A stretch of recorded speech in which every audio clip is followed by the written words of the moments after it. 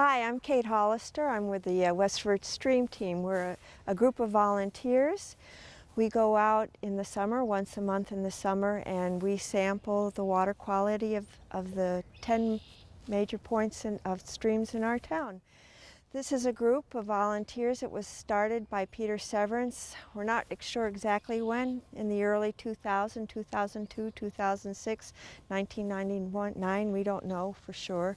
But we've been doing this since then, and we're a lot more organized now.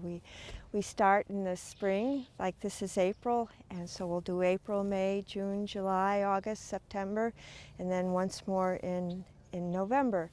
And what we do is we have Stony Brook and Neshoba Brook, which are our major streams in the town. So we measure them where they come in the town or where they start, as well as where they leave the town or close to it. And we also measure their major tributaries. We have Vine Brook and Butter Brook for leading into Neshoba Brook. And we have Reed Brook, Keyes Brook, Tadmut Brook, and Gilson Brook that go into the Stony Brook.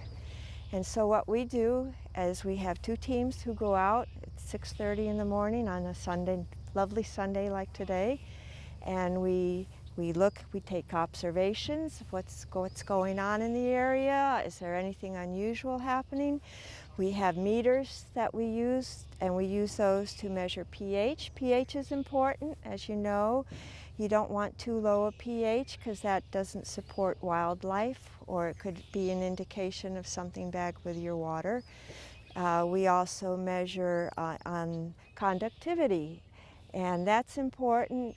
Conductivity is how well can you have a current going through the water, and it can be caused by a couple of things. It can be caused naturally by the rocks that are in the soil, or it can be caused by man-made things, perhaps salt runoff from the street from the winter time. So we look for that.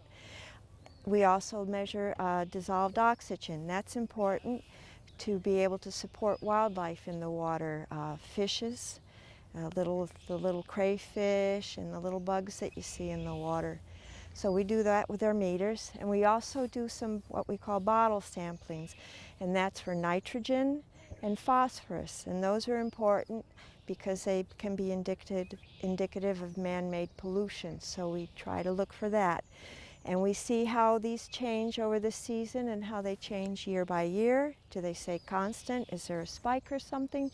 And if we see a significant degradation in something like an increase in the phosphorus or the nitrogen, we know there might be a problem, and we can go out and we can go then survey the stream in much more detail and try and find out what's causing the problem and what can we do to correct it. So that's in a nutshell of what we do and why we do it. And so I'd like to introduce the rest of my team if we can zoom the camera. Today we have Diane Duane who's helping. She's another lead on this. We have Rich Strasda, and we have Ron Gemma. And you just happened to find out about it, and they've been helping us for at least 3 or 4 years. We appreciate their help. So we thought today we might just show you an example of what we do and how we do the collection, if you'd like that. Okay, so we're going to show you pretty much about what we do. So these are our meters, and I would like to thank the town for purchasing these meters for us. They did that last year with money that we had from a mitigation fund for Summer Village. They had money that put aside for things that have to do with recreation, and since we're measuring our streams, which are used for recreation, that counted. So Ron's put the meters in the water. So Ron, what's the depth? The depth is 18 inches, and I'm holding it at 9 inches. So the depth is 18, and we're going to measure it halfway up in the water column, so at 9 inches. So I write that in here. And so, Diane? All right, so the meter's reading 14 points. Well, say which one. This meter is Professional Plus. And it's for? And it's for pH, conductivity, and basically okay. pH, conductivity, and temperature. Okay. All right, so we have 14.8 degrees centigrade, 14.8, 551.6, 551.6, 444.1, 444.1, and 7.45. 7.45. So I'm going to log this in for the site number. So we have this recorded. All right, and that's done. And now we're going to record the dissolved oxygen, and that's using a different meter. Okay. So are you ready, Kate? Ready? All right. Temperature is 14.9, 14.9, 103.8, 103.8, 10.49. 10.49. So she gave the temperature, the percent dissolved oxygen, which is about 100%, and then the milligrams per liter. And now I've recorded this into the meter so that we will have two sets of data Okay. recorded. So next we do the bottle samples.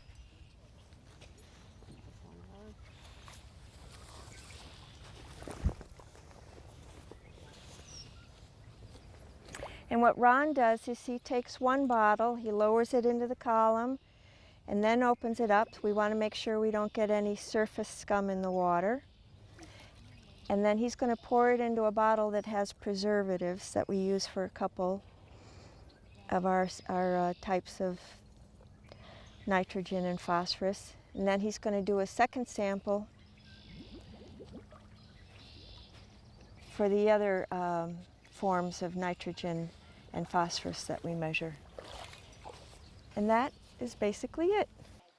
Okay, so the final step is we have these bottles and we keep them on ice. We want to keep them around 4 degrees centigrade or Celsius. And then during the week or tomorrow, we'll take them to Neshoba Analytical Lab and they will do the analysis for us. And so, like I said, we have the 2 bottles, but we want to make sure that the lab is doing a good job of doing the sampling. So one of our sites, we do what we call a field duplicate, where we collect 2 sets of bottles. And that way we want to make sure that the results from one set match the other set. And so that means they have good procedures that they can get consistent results. But we also want to make sure that the results are accurate. So we also do what we call a blank. And that's just we take distilled water and we put it in a set of bottles. And because it's distilled water, they better have nothing in them at all. If they have something in them, it means they got a contamination in their lab, and we can't use that result at all. So we try to follow really good procedures. These are outlined by the state. They're outlined by the federal EPA as well. We use their guidelines. We also work with ORS, which is the Organization for the Assabet, Sudbury, and Concord Rivers. And they have a staff biologist. So we work with her to make sure that we're following good procedures, that our results are really meaningful and can be used.